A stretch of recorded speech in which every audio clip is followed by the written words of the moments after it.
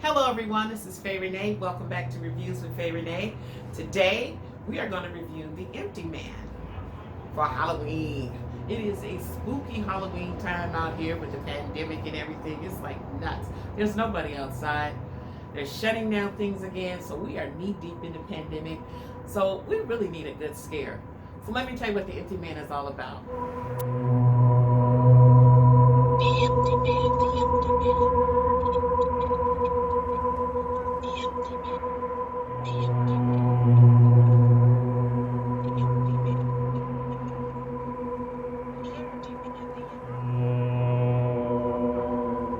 Guess what? If you have not subscribed to my channel at this point, what are you waiting for?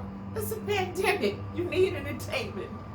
Hit that red subscribe button and check the little bell once, and you'll be reminded every time I drop another new crazy, fun, exciting, sometimes scary, but always fun and adventuresome review. Now let's go. The Empty Man. Here we go. By the way, it's really nice outside today. It's crispy and cool and fall and like 50-ish. I like that. So, The Empty Man is a supernatural thriller. It was adapted from a graphic novel comic book series by Boom Studios. The Empty Man was written, directed, and produced by David Pryor. The Empty Man stars James Badge Dale as James Lansambra, Marion Ireland as good friend Nora Quayle, and Sasha Frolova as her daughter, Amanda Quayle. One of the good things about The Empty Man is it has a good look. It takes place in a little small Midwestern town, any town in America. But it looks kind of spooky there with lots of bridges. But The Empty Man is one of those films where the legend precedes the crime, so to speak. So it was a little bit predictable. It's kind of predictable like The Candyman, but a little bit less scarier, and it moves a lot slower. So this Halloween review will be short and sweet. After a group of teenagers began to disappear in town under like really weird circumstances, the police are brought in. And our protagonist, an ex-retired cop, James Lansambra, he just starts working on the case too.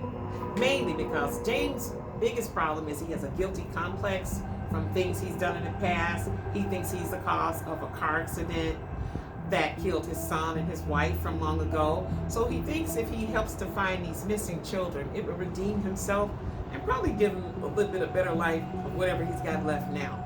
Because right now he's just sulking in his own demise. So he's hot on the case, but he's off the record because he's a retired cop.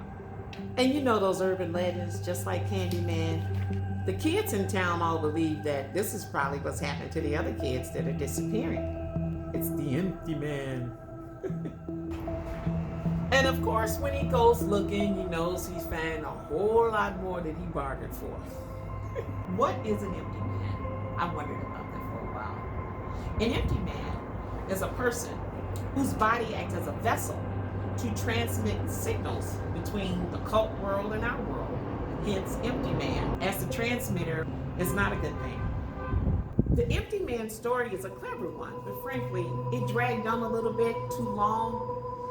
I thought the script lacked in a few places. I was a little bit bored from time to time. No surprise that I found the audience reaction to be pretty bland too. Now, The Empty Man did have a very clever twist at the ending, but I found it to be a really dissatisfying ending. And the acting was okay, pretty much, but there were no real standouts. As a predictable teenager goes missing via urban legend flick, this one barely makes the mark. However, if you want to get rid of those pandemic blues, I do advise that you go out and see a movie, this movie or any movie. No one's in the theaters now, so it's the best time, and I hope they don't shut it down because they might shut it down due to lack of attendance. So a lot of the big blockbusters are not being released that I had hoped for. And as far as The Empty Man goes, you can pay to see it on cable, wait to see it on cable, or you can go on out there to the movies, like I said, if you want to break the silence of the pandemic blues. Yeah, The Empty Man was a bit of a letdown. I give The Empty Man a 2.75 out of 5. Now, if you guys want to see some really good scary Halloween classic movies, check out my list below of 55 of the greatest scary Halloween movies of all time that I like. Hope that you like them. You can print it, the list out. You can look it over. You can find most of them on cable. Most of them are free. And if they are on cable and they're paid, it's pretty cheap because a lot, like I said, they're classic. They're older, but they're great. 55 of the greatest Halloween movies. Recommended below by me, Faye Renee. Okay, everyone, these are spooky times in every way. Take care of yourselves. Have a happy and wonderful Halloweens. And do not forget to wear your mask. If you never wanted to wear a mask, you need to wear one for Halloween. That's it. That's all. This is Faye Renee. I will check you later. Bye. We can laugh. See you later. Bye.